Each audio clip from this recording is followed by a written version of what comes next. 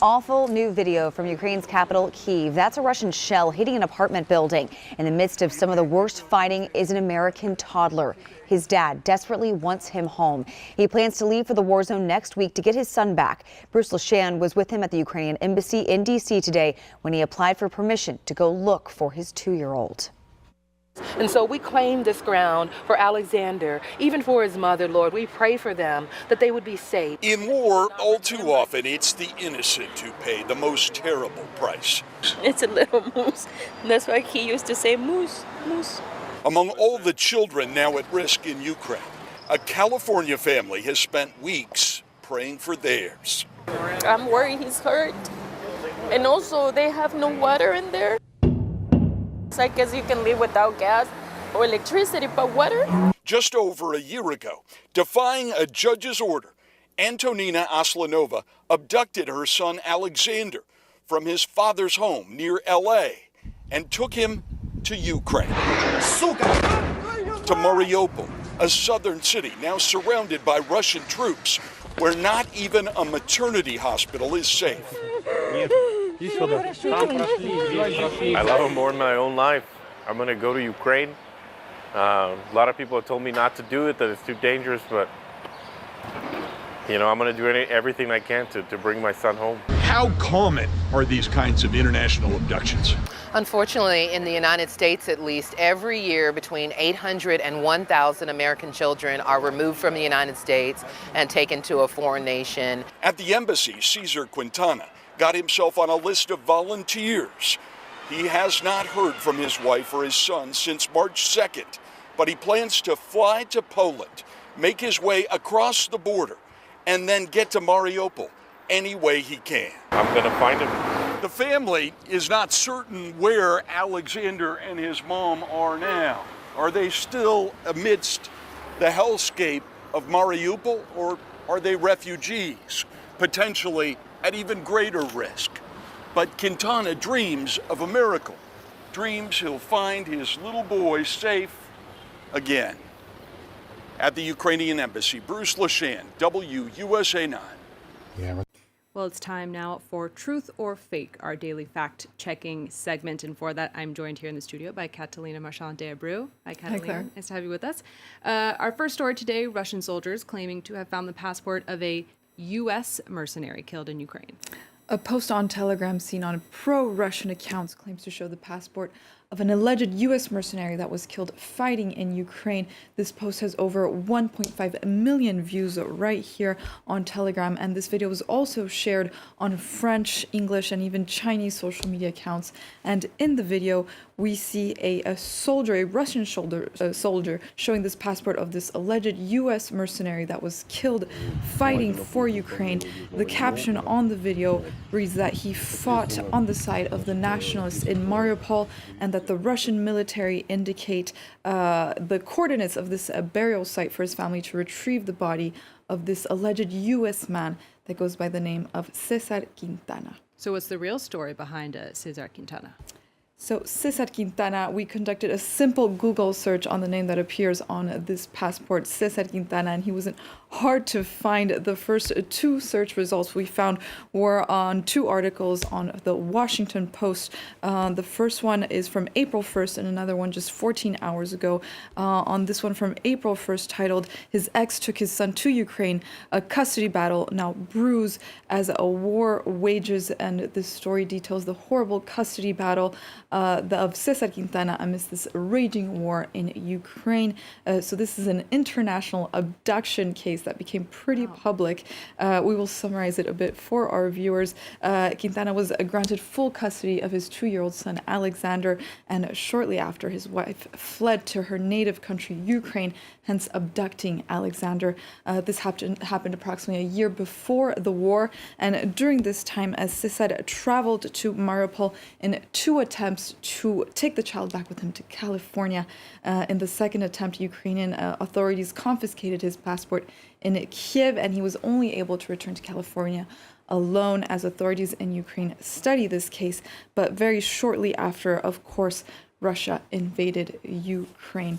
So long story short, Cesar Quintana was never able to take Alexander out of Ukraine before the war. And there's many reports on this very public custody battle here from March 19th on AP News. But overall, this is evident proof that Cesar Quintana is well alive, desperately looking to bring his son back with him to the US. And he even created this website, Bring Alexander Home.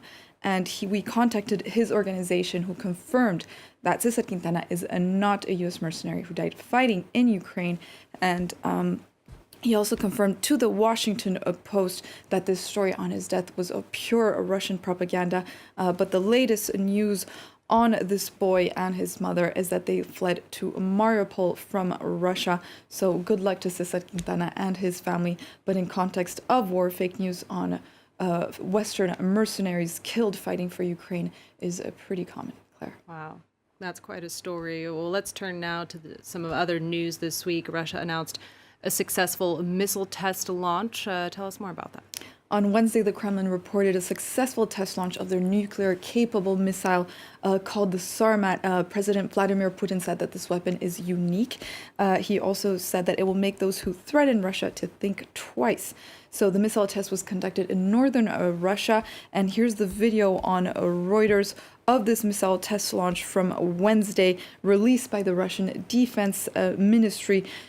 So here we can see the video. You can see the missile was white, and here's the video by the Russian Defense Ministry. So just a warning to our viewers as they come across these posts on social media with a rocket or a missile that is checkered in black and white, claiming to be this missile launch from Wednesday. This is actually a video that dates back to 2018 when Russia conducted a similar missile test launch. This was also on the news here, reported by the Washington Post on March 30th, 2018. So just to confirm, if you come across this video on social media, it doesn't belong to the missile test launch that Russia conducted this Wednesday. But of course, this is not the first time that misinformation has emerged on Russia's nuclear weapon capabilities. Claire. All right, well, thank you so much for all that fact-checking, Catalina Marchand-Debreu with our Truth or Fake fact-checking segment. Hi, everybody. I'm sitting here today with a good friend of mine. This is Cesar Quintana. You just watched some footage of him. He was on what I would call a Homerian level odyssey into the Ukraine during the war, well, the war that's still going there now, trying to get his son back. And what you saw was a few clips of that. It made the news here in the United States. And we're going to catch up completely on this story and see where Cesar is. Without further ado, welcome, Cesar. It's good to have you here as a friend and as somebody to interview. Why don't we start really at the beginning? And because I like to get into the interpersonal stuff that plays into this. But can you tell us how you met your ex-wife and sort of how that relationship started to blossom and where it went and sort of what happened in the beginning? Yeah, so good to be here too. Thank you, Paul. Yeah, I met my wife in 2014 when I was working at as a college admissions counselor, which is really like a college salesman. Getting guys to sign up or people to sign up for school and stuff. And she started working there around, I had been working there for a few years, and then she started sometime in the later parts of 2014. And she did the same kind of work I did. And that's how we met. Yeah. So, it was like a sales team. So there was like a lot of team building stuff that our sales manager would have us do, and it just kind of it just kind of went from there. And I'm not just saying this now, but it really was her kind of making an effort to get to know me. I had been single for many years before that, and I think I was like 27 at the time, and I had at some point considered becoming an actual monk, like a Catholic monk. But I gave that idea up like around when I was 25, so a few years before that. So I never really, I just kind of got used to living sort of like a monk. Okay. I had a little girlfriend, and early 20s, but that sort of just fizzled out. And yeah, I would just work like 5, 6 days a week, and I guess she was a really good looking girl. She's from Ukraine, blonde hair, green eyes. I know all the guys were interested in her, and I wasn't playing any games, but I mean, I treated her politely, but maybe that's why she showed an interest in me, because I wasn't really showing an interest in her. Um, and it just kind of, I mean, it's hard to say, like, I never said, hey, you want to be my girlfriend, or hey, you want to date, or nothing, but there was a time that for my birthday, I had like for my 28th birthday, I had like just invited my friends from work and stuff to my mom's house. She had like a little celebration for me. And she came, and she talked to my sister and my mom, and she kind of just shoehorned her way into my life, and it just kind of went from there for about a year before we got married. I'm just out of curiosity, looking back. I mean, it's one of the things I do when I counsel men. We always go into the looking back. Were there any signs? Uh, were there signs back there during those days that you were just working together and she was sort of slithering into your life and getting connected to your family? Was there anything that stands out to you looking back in retrospect as a red flag? 100%. And that's like actually why I really, when I found you, I really connected with your message of there's no victims, just volunteers. Um, yeah, I mean, just volatile, very high emotions, ups and downs and stuff. And, to be honest, I also played into it a few times, but then when the emotions would wear off, and I'm just like, I pretty much tried to, I wasn't really direct with her, but on two occasions, I tried to break up with her. I mean, I didn't say, hey, we're over, but I'd say, hey, I don't think I'm the kind of guy that you probably would like. Like, she liked going to restaurants, or even, going to the beach and stuff like that. I mean, I'm not against that stuff, but I was, like I said, I was like a homebody I guess a workaholic. I like my work though. I liked it, but yeah, I mean, I try to tell her a few times, like, yeah, I don't think this is a good fit. Like, I try to make it seem like you could do better than me, sort of, to not, because I felt guilty to break up with her, and then that's how she would reel me back in, just through guilt, like, hey, but I've never met anyone like you. You're responsible. So Um, love bombing. yeah, and just like guilt, like it was. I did feel bad for her, and she must have known that, and she knew how to like play into that protector provider type of aspect with me, I guess. Well, And yeah, the shame aspect. I mean, when this is how they get us, is very subtly sometimes they say things sideways just by implication or even by facial expression, that you're somehow failing as a man, and the only way to succeed is to give her what she wants. I mean, that seems to be a recurring trap I encounter with guys that I work with all the time. So let's move along. You begin this relationship and it leads to marriage. How soon after getting married did she become pregnant? yeah, it was a few years. We got married at the beginning of 2016, and she didn't get pregnant until about 2018. So 2 years, Two 2 years. years. Okay. So 2 years into the marriage, she gets pregnant. Now, at this point, were there any other problems with her that were starting to show themselves? I mean, the problems were there like right away. Even on the day of the wedding was, yeah, I had even just considered walking away, and I'm not just saying that. I mean, my brother, my mom, the priest, they all witnessed to me saying, like, I'm not sure this is right for me, but just high immature emotions. Her mom moved in with us like a week after we got married, where she came from Ukraine. Well, she was here for the wedding. She's supposed to stay with some friends, her mom, you know, for a few weeks.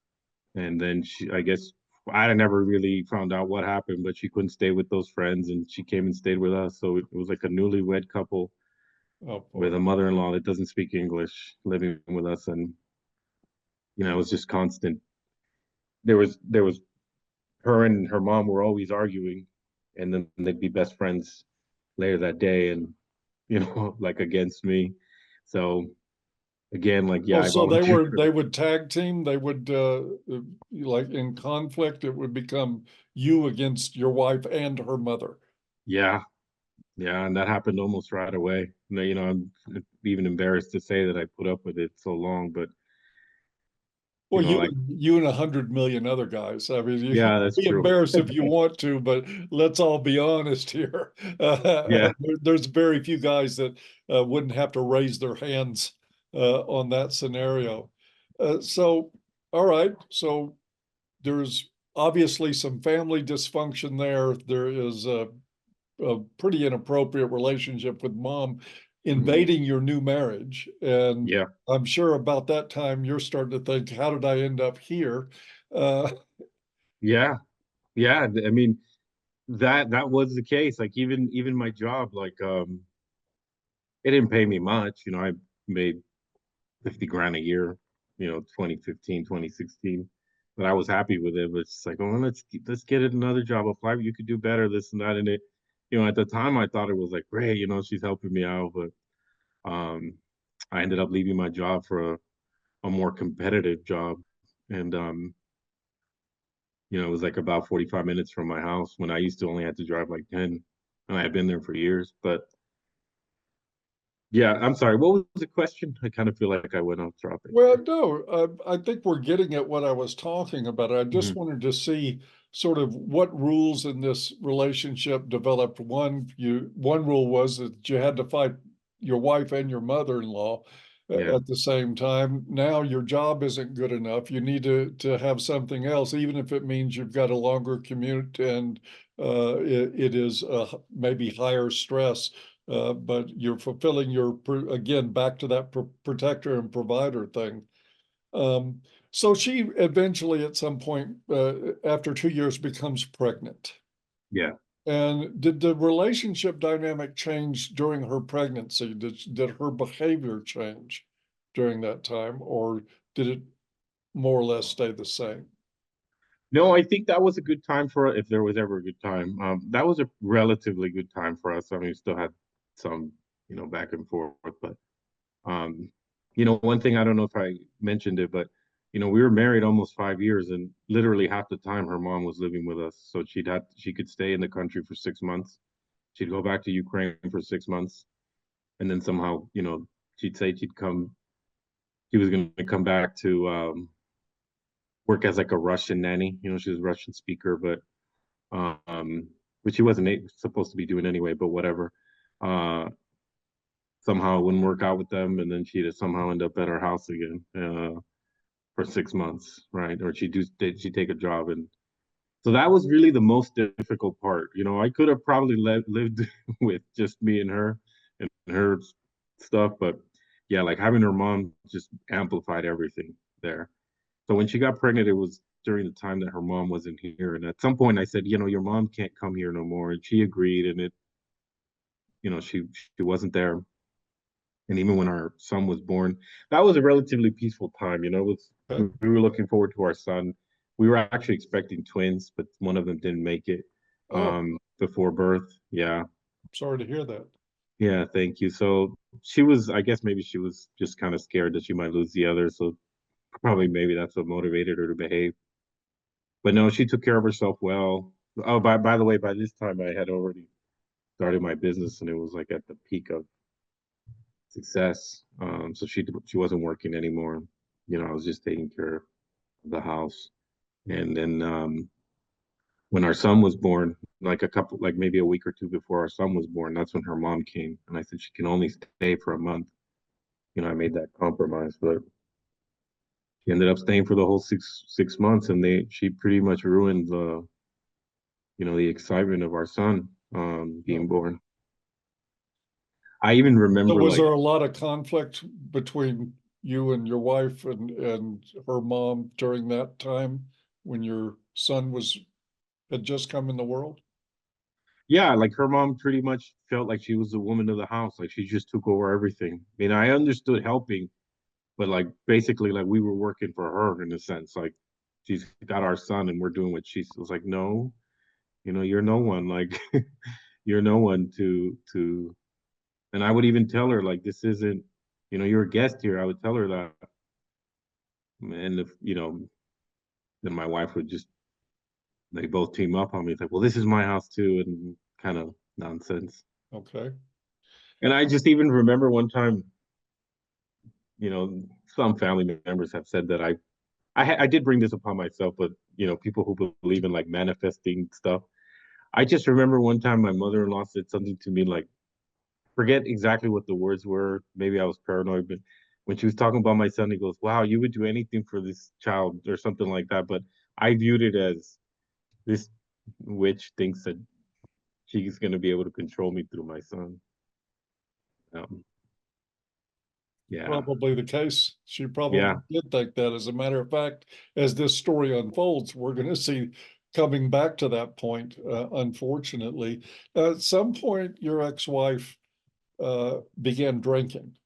Uh, had, yeah. That was had she always been a drinker, or did it just start after the child was born?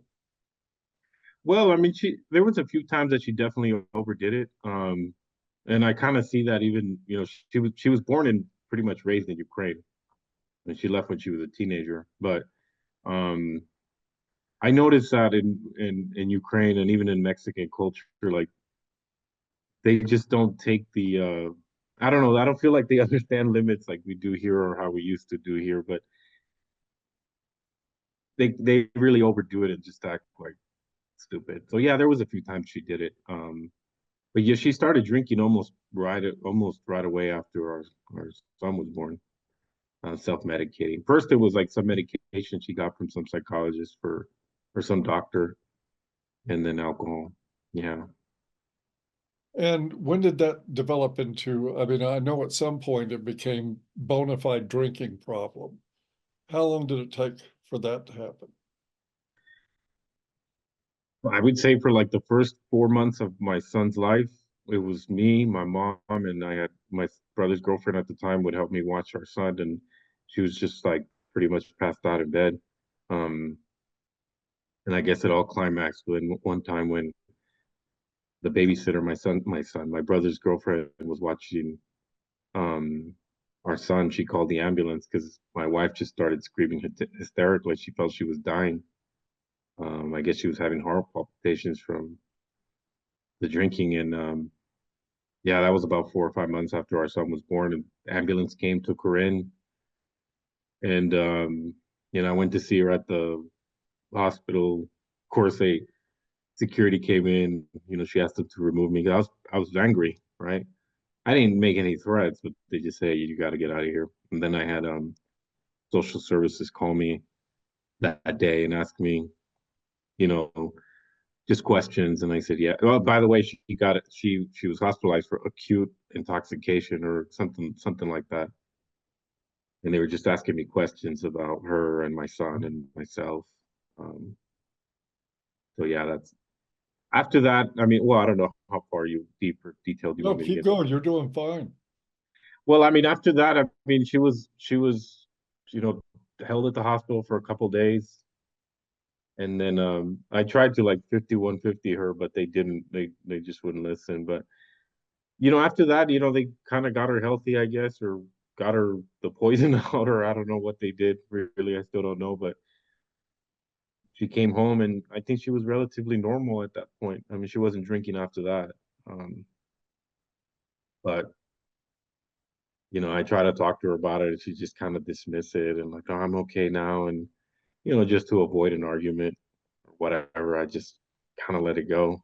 Sort of just pretended it didn't even happen. And Yeah. how long was it after that more problems started popping up in the relationship? So yeah, so I missed the detail was, during that time, like I said, her mom she came for the birth of the baby, and I told her she could only stay for a month. She ended up staying for almost two, but she inevitably, I told her, I even called my father-in-law like, hey, you gotta get your wife home. Um, I really feel like that's when that's when she really got indignant about me, right? She's used to feeling in control. So she went back. So the problems arised. So probably around the time our son was, not probably, when our son was 1, her mom came back um, at the beginning of 2020. Actually, about March 2020. You know what happened shortly after that in 2020 was the COVID thing. So she ended up, again, she was only supposed to stay for a month. The whole COVID thing happened. And then so she stayed up a little. You remember, I don't know if they canceled flights or something.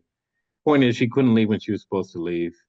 Then they reopened the flights, and she was supposed to leave at that point. Um, everybody seemed to take it well. My son, my wife, her, even her husband texted me, I got a plane ticket for my wife. She'll be coming home. Thanks for having her. At that point, things were relatively peaceful between my wife and I, and even her parents, doing good in business, still really up and coming. And then, believe it was February 20th, 2020. So her mom was supposed to leave like 20 something, but I think it was February, or not February, I'm sorry. Her mom was supposed to leave April 23rd or 4th. And I believe it was April 21st. Just was woken up like at 2 a.m. in the morning by 2 deputy sheriffs.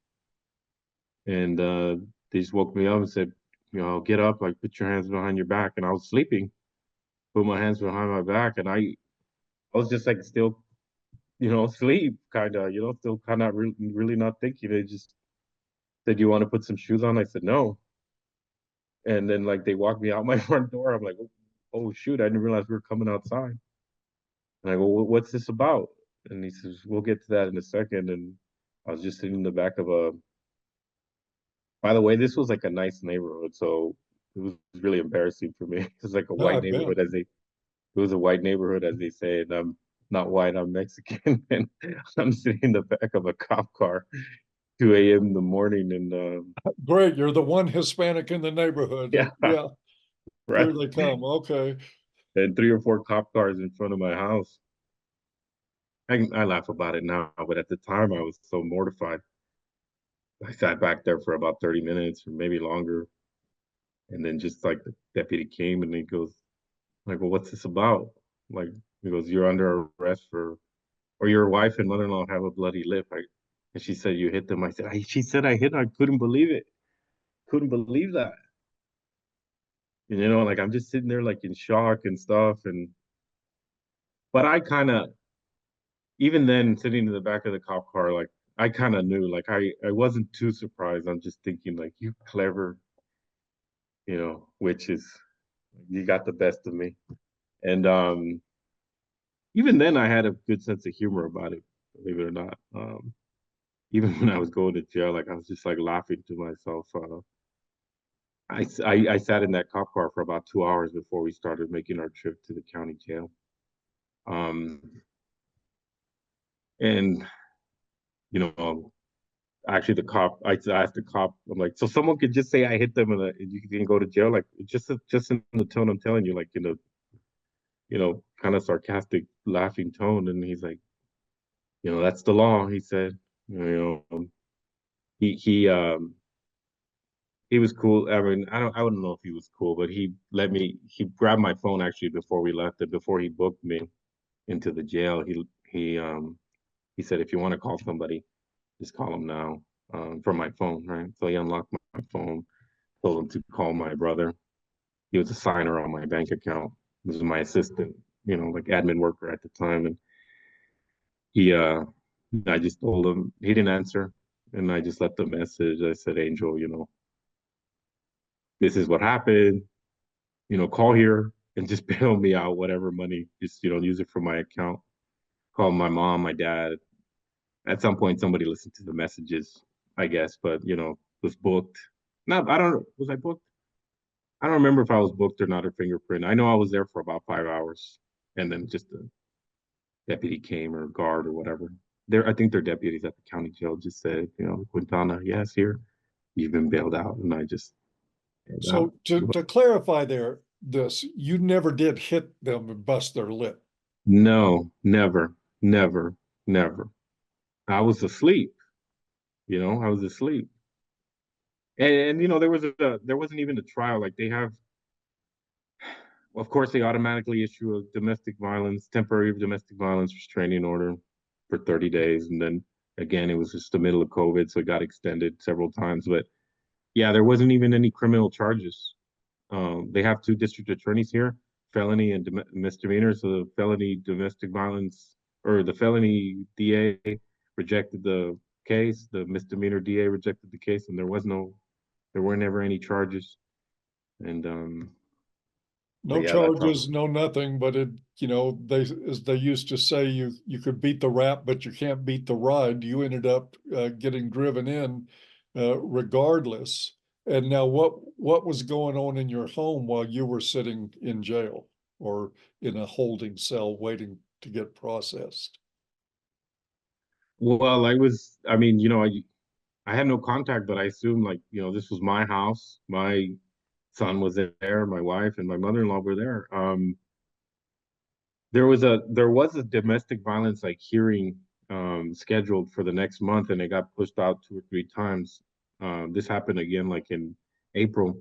I didn't get a court date till August, so that whole time I wasn't able to see my son. I think I saw him maybe 2 or 3 times at some supervised visits or whatever, but I remember even thinking no, I'm too proud for even for my son to do these supervised visits. Yeah, just a reminder for all the guys listening. All this happened without a shred of evidence against this man. Only the say-so, only the pointing of a crooked finger. He ends up removed from his home. He ends up unable to see his child, unable to access his property, all because of an allegation, not one shred of which was ever proven in a court or anywhere else. I know I'm probably singing to the choir for a lot of my audience. They're already well aware of this, but for anybody watching this who thinks that there's a justice system that actually works in cases like these, what you're hearing, this story is the way it goes for just about everybody that's accused, every man that's accused. Anyway, so what transpired now? We're moving down the road. You were released and freed from jail. Your brother, I assume, bailed you out. You went to stay somewhere else for a while. What's going on at this point? Where is this leading to the next part of this story? Yeah, so at some point, I forget when, sometime after I was released from jail and after all that, a couple of days after that, I got divorce papers served to me at my mom's house. So I actually went to my mom's house and I stayed there during this time, waiting for the hearing. And so again, this happened in April. And do you want to talk about the DV hearing? Oh, yes, civil? absolutely. Okay. So, nothing really happened other than, just was really focused on work between April and the hearing, which was in August. And so August 3rd or something like that, I had the domestic violence civil hearing. And actually, one thing that I wanted to mention to you that I think that I heard you say at some point that you have a better chance with a liberal judge than a conservative one. I was a little worried because I did have an attorney at this time, and he told me the name of the judge, and you can just tell she's like a feminist liberal just by looking at her. And I even asked him about her, and she goes, "No, she's fair. She doesn't let women just sit around. Like she's just giving me these explanations about how she's expects women to work. Right? She looked like an older, probably feminist type lady, right? But anyway, so I get to the hearing. I don't remember if it was. Yeah, I must have been questioned by my wife's attorney first, and then they questioned her, and then there was cross-examination. But halfway through the hearing, that judge, she just said I'm gonna give my tentative decision right now. I'm not gonna grant this. I have a serious problem with your client's credibility. He said that to my wife's attorney. Do you want to continue? And she said yes. The guy said yes, of course, probably to rack up more bills. We went a few more hours after that, and again she denied because she was requesting a permanent restraining order. She denied the permanent restraining order. and then she issued temporary orders. My son's mom was my wife was the primary custodian, and I got 3 or 4 times a week. It worked out to like 3 or 4 times a week, but no overnights, but several hours a day, 3 or 4 times a week. And then, Unsupervised? yeah, unsupervised, Yeah. unsupervised, and just to like meet at a public place or whatever. She was still living at our marital home at this point. Go ahead. I just wanted to back up for a moment. This Mhm. must have been a real shock to the system, going from you're a brand new father and all the feelings that come with that, the attachment to your new child, to your son, and all of a sudden you're ripped away from that. What was that period like for you emotionally? Well, yeah, very difficult. And even, despite all our difficulties, I still have fondness for my wife. I still cared. I felt betrayed, angry. Like I never did anything to these people. In fact, I didn't.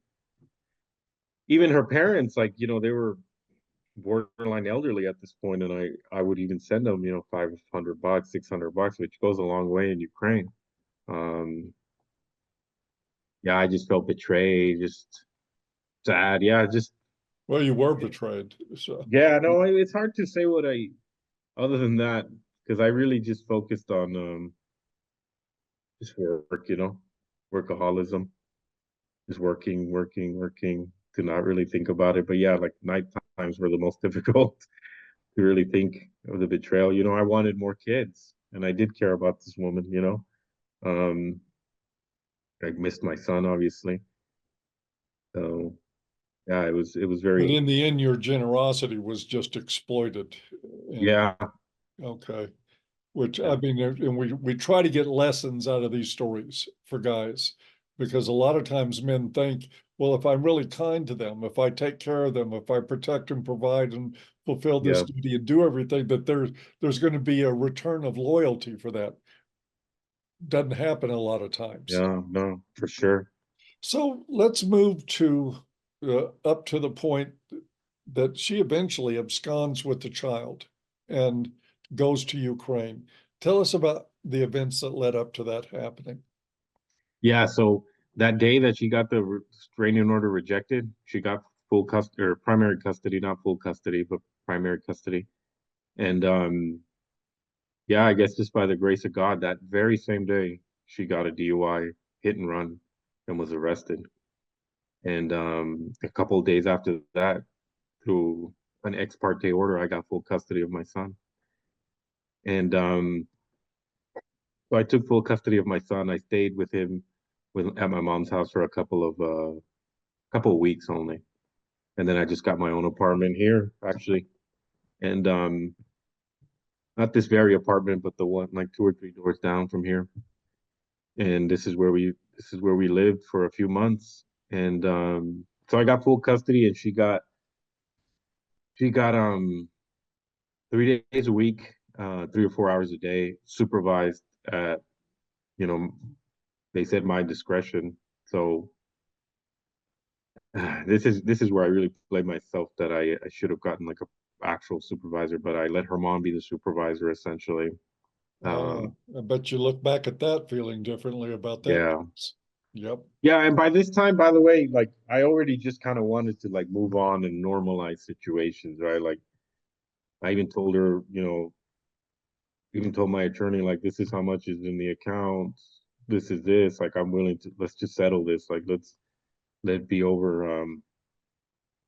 Wasn't gonna give her everything, I just wanted to keep my business, but everything else, like she could have pretty much have. And I even agreed to like certain amount of child support as long as it wasn't abusive. She was entitled to about 18 months of spousal support, so I was whatever.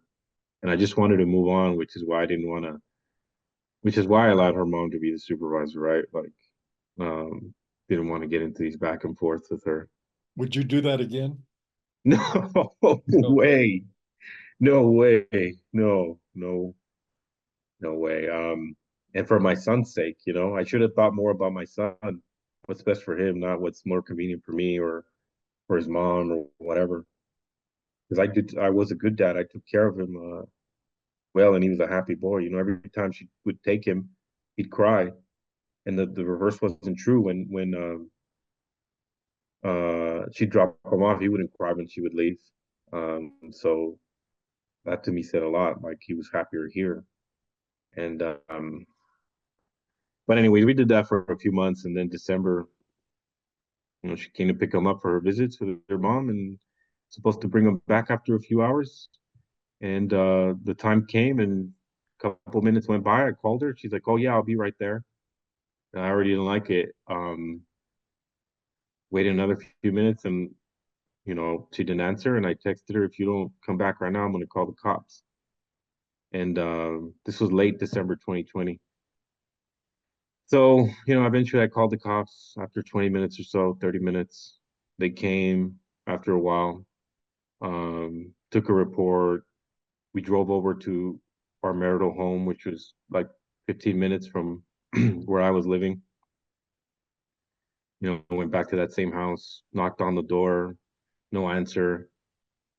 Technically I was still, part owner there. So I said, "Can I just keep the door in, garage door in, the side door, garage door?" And it's your house. I said, "Okay." So I kicked it open.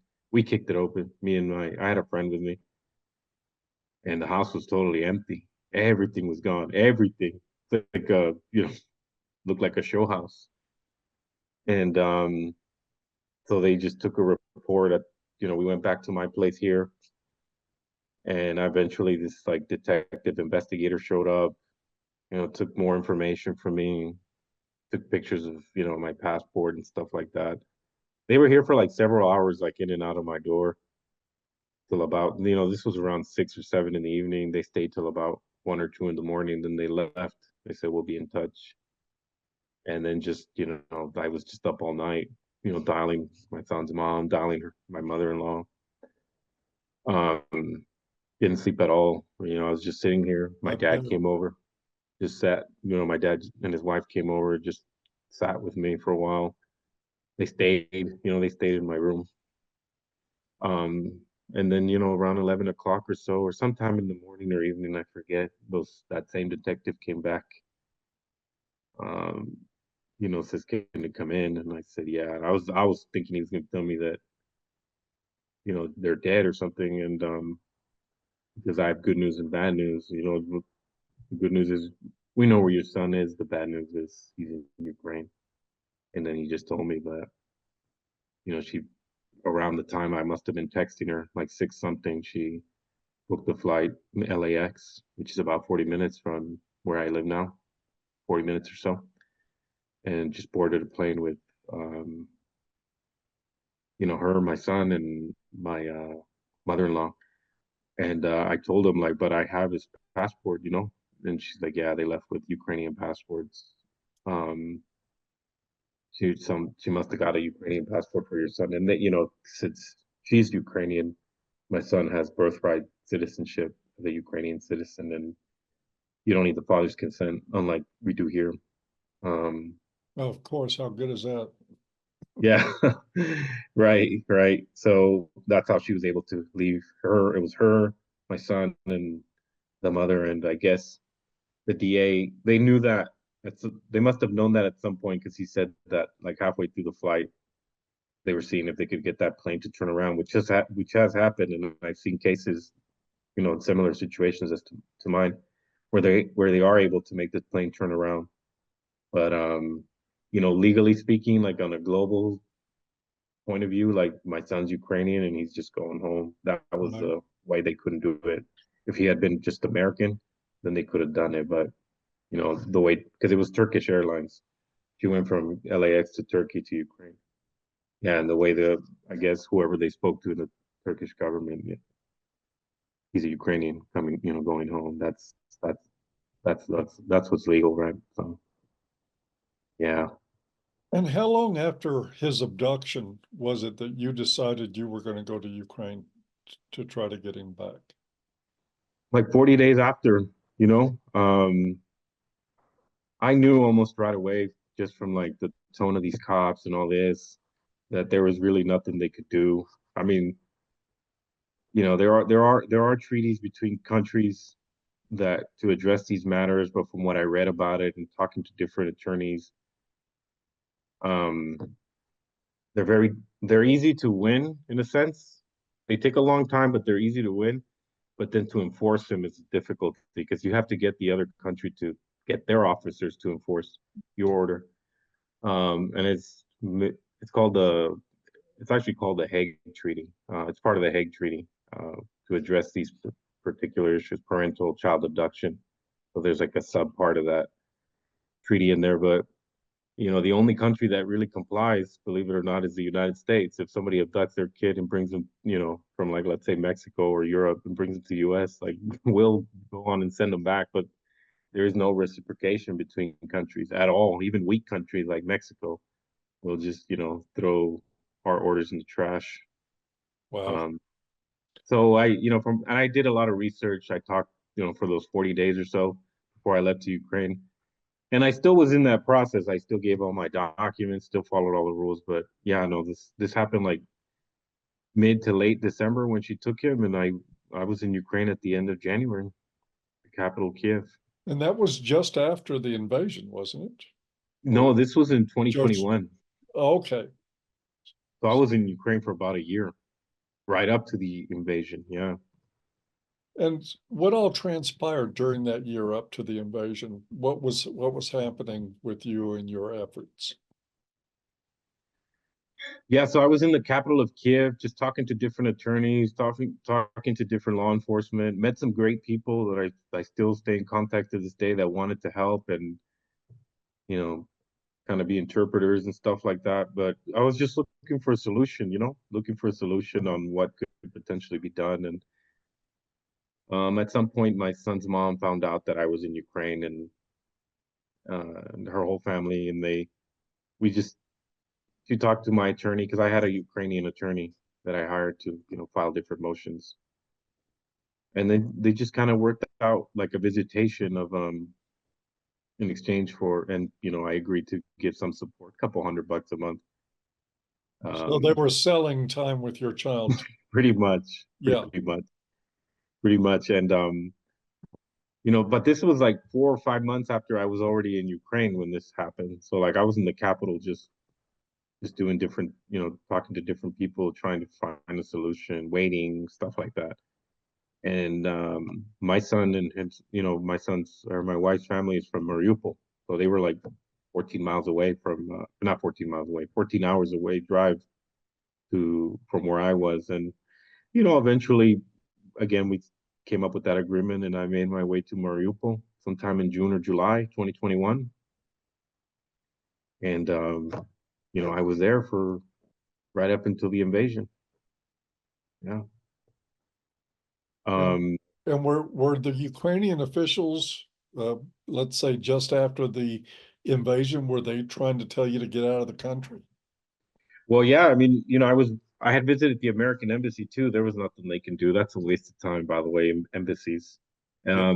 Yeah, so no, at some point, really the whole puppet master, whatever of this disaster was my son and my mother-in-law. So often she would be the one that bring him. And I mean, she really had my wife like really under her thumb, like really under control. She's the only child, but it was really strange to see. Like it's almost like a slave mentality of my wife. Like, no, you stay here, I'll take the child. No, you do this, and my wife would just comply. So she would actually bring. Yeah. So the part I missed is sometime in yes, they're announcing the U.S. embassy saying alert to all American citizens leave the country. War is imminent essentially. You may not know or may not remember, but I don't think the Ukrainian government believed there was a war. Even the president said like, "Oh, you're just scaring away business. There's not going to be a war." The normal people thought that there wasn't going to be a war, but literally Mariupol is 40 minutes from the Russian border. It was one of the epicenters of the war. So I just wasn't, I was just frightened. I was frightened, and I actually had met. I didn't meet with the police, but there was a couple of military checkpoints to exit the country, or to exit the city, exit Ukraine, or not Ukraine, Mariupol. So I mean, I went to like with some friends that I met in Ukraine. We went to like the military local office, and told them what was going on. Even the Ukrainian army said, the army officials there said, don't trust the police. We think they could be collaborators for the upcoming invasion. The army certainly believed there was going to be an invasion. It's the troops there. Right. So we just told them, like, what can we, we told them about my son, because there was 2 checkpoints leaving the city that you'd have to go by. And he says, don't worry, we'll let you through. The whatever commander that was there said that. And I said, well, when are you guys going to be doing this? And I said, well, tomorrow. He goes, don't worry about it. You have your son. I showed him my son's an American. I'm his father. Here's his birth certificate. They said, don't worry, we'll let you through. And, the next day, my mother-in-law brought my son to my hotel. And I already been doing this for several months at this point. She brought him to my hotel. I played nice. Like, oh, yeah, here's an extra. You can go down to the restaurant there. They have good teas or whatever. It's like, okay, yeah, I was playing nice.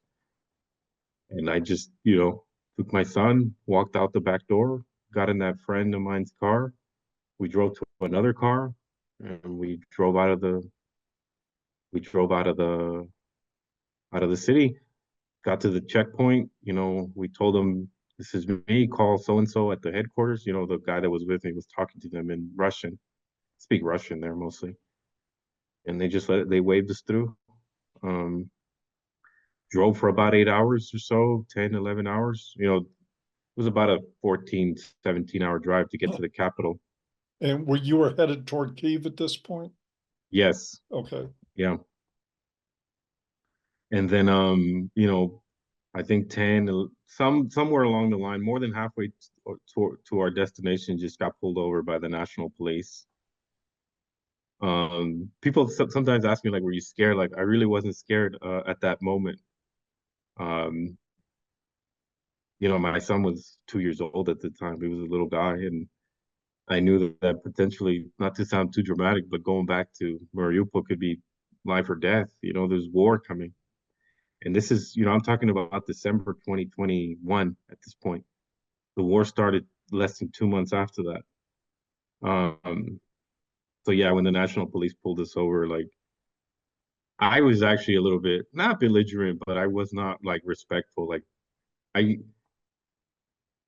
Ukraine, the police aren't like here. I know that there's police brutality here or whatever, but it's nothing compared to there. Like, here we have civil rights and cameras, and like the police is just used to you complying. So I think, and I knew what they thought of me, in a sense that even my lawyer and other people said that they weren't going to try to do anything shady towards me, because they depend on the U.S. and they didn't want to cause like a scandal or a situation where they harmed a U.S. citizen when they need the U.S. the most, right?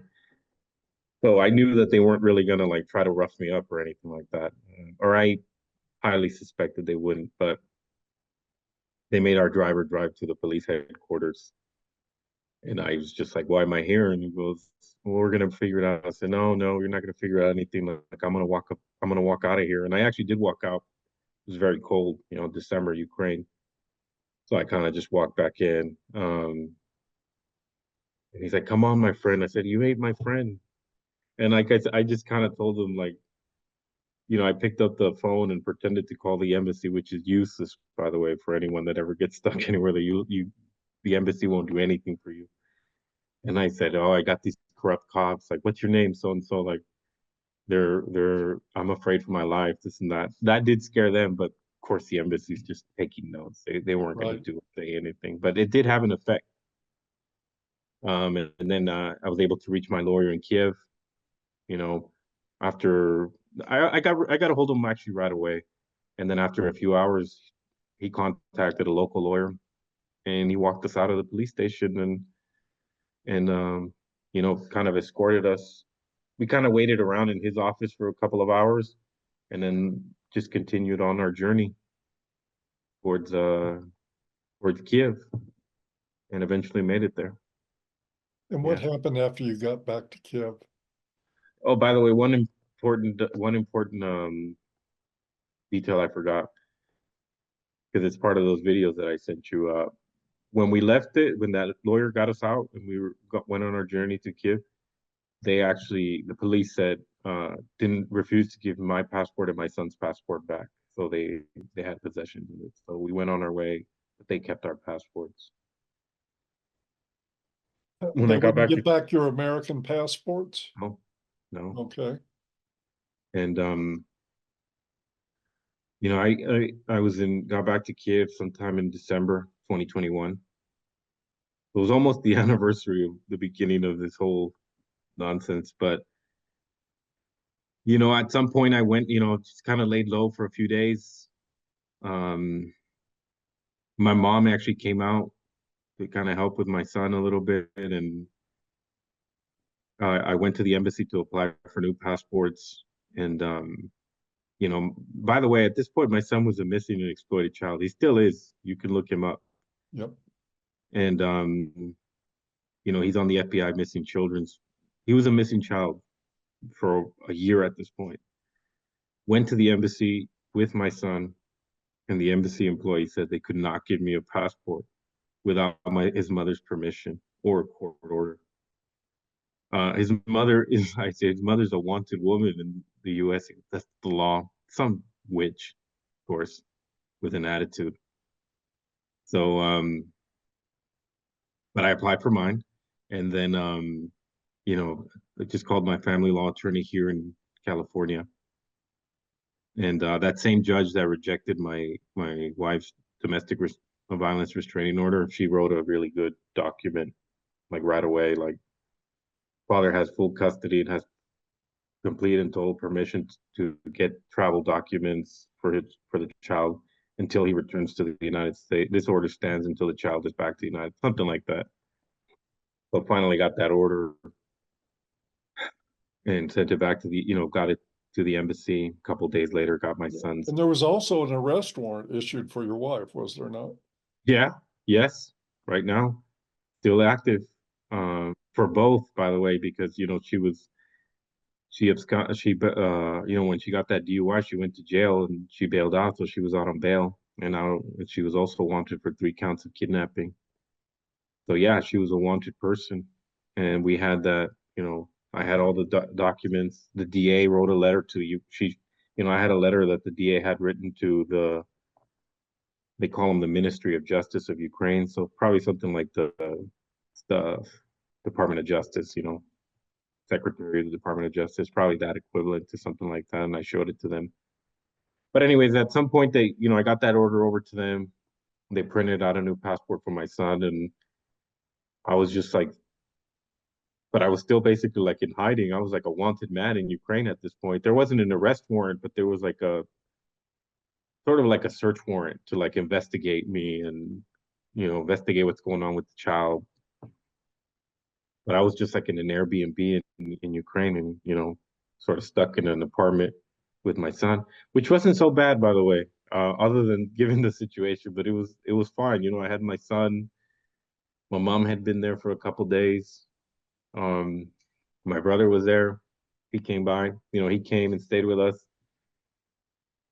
It wasn't so bad, but you know, in Ukraine, it's in order for a child to leave the border, he needs like a permission slip from both parents. Um, so one thing I missed, I actually tried to leave Ukraine already, and they wouldn't let us go because, you know, I didn't have his mother's consent to leave the country, even though he's an American citizen. So I had tried that and failed. So you know, I was back at after I got the passport, I had tried to do that, and they wouldn't let us go. So you know, made my way back to and I had my lawyer and everything with me, but they wouldn't let me leave the country without my son, without his mother's permission. And I was just sitting there. I just didn't know what to do. Like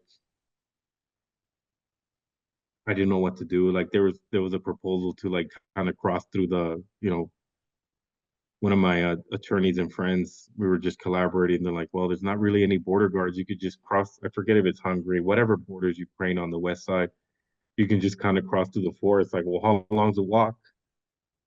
You know, I kind of made a joke, you know, Mexicans are used to crossing illegally.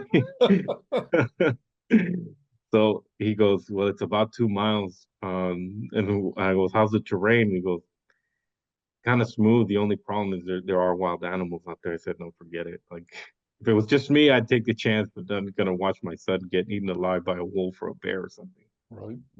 So I didn't. That was not a bad. That was a bad choice. So, another one was like to kind of sneak into Poland through the back of a truck that aren't really searched. And I had thought maybe that would have been the best solution, but I just wasn't sure about that either. And I was just weighing my options. But, at some point, my mom talked to this like private investigator out here that said he could get us out of a private plane. And it's hard to say, maybe it was because I was in sales, because when I talked to him, he just sounded like a quack. I said, this guy doesn't know what he's doing. This is wannabe 007. But I just wasn't thinking straight. And, my mom's pressuring me, my brother's pressuring me, let's try it. I think it's for real. And like, I just remember thinking like, I don't know about this. And I regret it so much. And I gave it a shot. And this dumbass detective, like, it was a private plane, but he just booked it like commercially.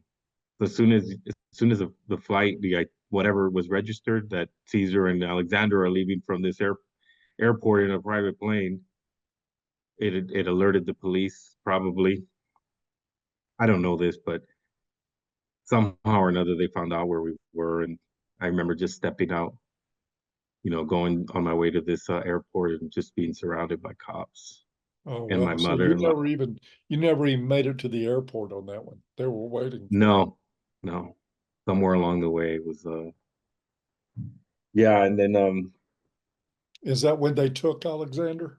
yep, I had to give him to his grandma. And I just remember like even then thinking like, you know, think about it. This was December 31st. I'm sorry, January 30th, 2022. The war started 3 weeks after that. I knew that war was probably imminent. And I just remember like even I don't know what I was thinking. Like I remember like maybe it's better if I just didn't want if it wasn't for my son being there, I don't know what I would have done, you know. Well, if it Like I wasn't for remember your just being son like being there, you wouldn't have been there either. that's true, but like I didn't want to do what I mean was I didn't want to do anything like stupid where he might end up Right. getting hurt. But I Yeah, just remember that much seeing is obvious. my son's I just having to give my son over to his grandma. That was yeah, that was probably the most difficult thing I've ever done. The Okay, only thing that I took comfort in is that he was happy to see her at least, and okay. But that made it a little easier. little easier, but a brutal ordeal all the way around. And so what came next after he was removed from your care and given to the grandmother? How much longer after that before you returned to the United States? Couple days, I had a demand to leave the country and that I was banned for 5 years from returning. And I didn't want to leave. Like I even asked my attorney, like, is there anything we can do, appeal this? Like, um, even considered staying there and in violation of that order. It was a deportation order, Mexican getting deported. But um, I could have possibly been put in jail, um, or prison rather, if they caught me or something. Just given everything, so I just like very just reluctantly came home. Couple like 2-3 days after that happened, And early February. you haven't seen your son since. No, nope, nope. That was it. 2022, January. And so where do things stand now? I understand that uh, from a couple of our conversations, she's been sort of allowing some FaceTime or maybe in exchange for money. She's that sort of going on. So what is the situation right now? As I understand it, you're not giving up yet uh, on your son. So Yeah, where do we stand? yeah. So actually, just sometime last year or so, or I guess life sucks in Russia where my son and his mother are now with So her they parents. eventually left Ukraine and went to Russia after the war started. Yeah. So when the invasion happened thankfully they were able to get into Russia, or West Russia, which is border near Mariupol, just near the border with Ukraine. But yeah, so just sometime last year, that's, I guess, and I even make fun of my son's mom, my wife, I guess, my ex-wife. I said, this is your dream come true. I'm not around. You're living with your mommy and daddy. You have our son.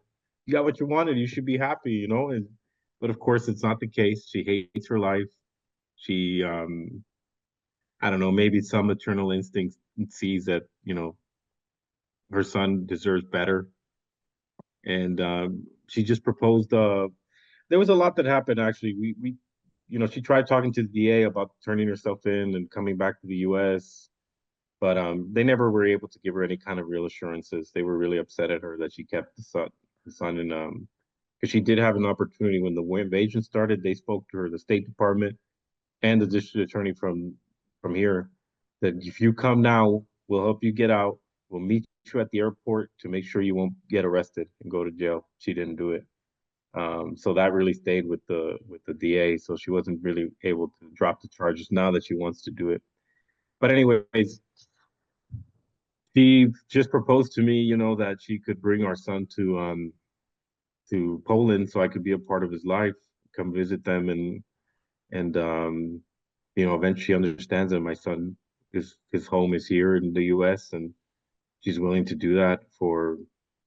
At first she tried to ask me for money or something like that, and I said no, no, I don't need to pay to see my son. At this point I was already good with never not good with never seeing him again. Of course I want to see him, but like I'm up for whatever, so to speak, right? But You resigned to the situation, which yeah, is probably a very good thing that you're being that pragmatic.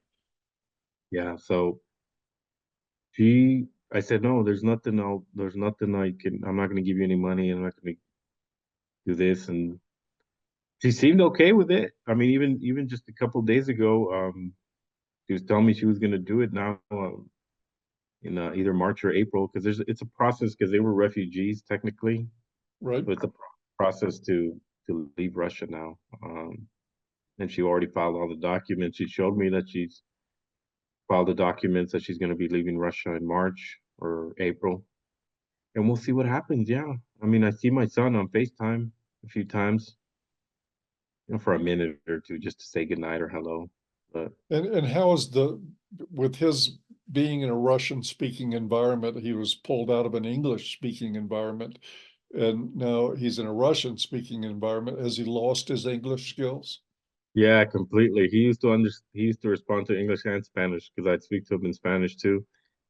Yeah, right now he speaks Russian fluently and a little English. He'll understand some things that I say, and I also speak a little Russian, so I can respond to him too. And he is what, 5 or 6 now? 5 years old. He's Five. 5 years old. He's still within that realm that language is pretty flexible to the human Yeah. brain at that age. That's something he can recover from. Would you be willing to come back and talk to me again after March, after we see what happens? I would love to follow up on this. And it would be amazing if we could actually meet Alexander here in one Yeah, of of these course. talks. I would love that. Yeah, I would love to definitely. So either way, whether it's with him or something changed, I'd love to speak to you again. Well, folks, I've been talking with Cesar Quintana here, one of my favorite people, actually. This guy did so far above and beyond trying to get his son risked being imprisoned because, I mean, you go over there and mess with authorities in a place like Ukraine. Whoever tells you that we're defending democracy in Ukraine doesn't understand the Ukrainian government very well.